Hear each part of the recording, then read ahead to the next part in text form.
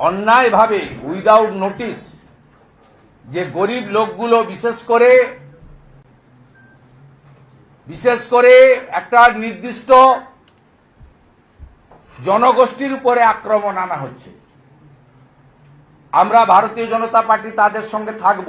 আমি তাদেরকে বলবো যে যে এলাকায় এই ধরনের অত্যাচার হয়েছে, যেভাবে আমরা টিভিতে দেখেছি, চোখের জল দেখেছি, গোটা বাংলা নড়ে গেছে, মায়েদের চোখের জল যেভাবে দেখেছে, আজকে যেভাবে বেহালাতে বুলডোজার নিয়ে গিয়ে গুঁড়িয়ে দেওয়া হয়েছে, তাদেরকে জিনিসপত্র সরানোর সুযোগ দেওয়া হয়নি, এবং ছোট ছোট রেডিমেড গার্মেন্ট থেকে শুরু করে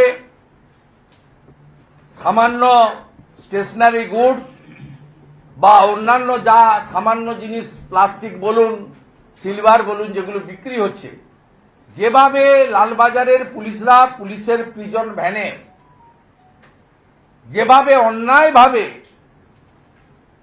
তুলে নিয়ে আসার ছবি দুদিন ধরে প্রকাশিত হয়েছে, এটাকে হকার উচ্ছেদ বা জনগণের স্বার্থের কাজ বলা যায় না।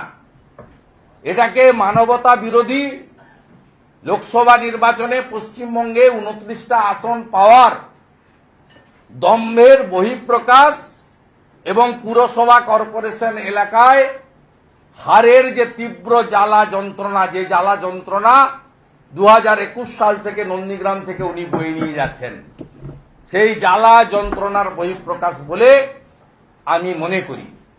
আগামীকাল সিদ্ধান্ত পুনর্বিবেচনা না হলে আগামী পরশু থেকে যেখানে হকার উচ্ছেদ করবে, সেখানে পশ্চিমবাংলার জনগণকে, সমস্ত ধরনের মানুষকে, এলাকার ক্লাব, প্রতিষ্ঠান, জনপ্রতিনিধি, বিজেপির কার্যকর্তা, তাদের সকলকে আমি অনুরোধ করব, বিরোধী দলনেতা হিসাবে বাধা দিন। কি করবে? গ্রেফতার করবে, নিয়ে আসুন, এবং প্রয়োজন হলে আমিও যদি আগাম জানতে পারি কোথাও হচ্ছে উইদাউট নোটিশ, আমি লিডার অব অপোজিশন হিসেবে আমি নিজেও বুলডোজারের সামনে বা পুলিশের সামনে দাঁড়ানোর জন্য প্রস্তুত আছি।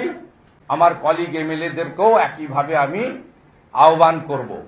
আমি আশা করব মাননীয় মুখ্যমন্ত্রী তার রাজধর্ম পালন করে প্রশাসনিক কর্তৃ হিসাবে তার পুলিশের ওভার অ্যাকশন, অমানবিক অ্যাকশন আগামীকালের মিটিংয়ে তিনি প্রত্যাহার করবেন।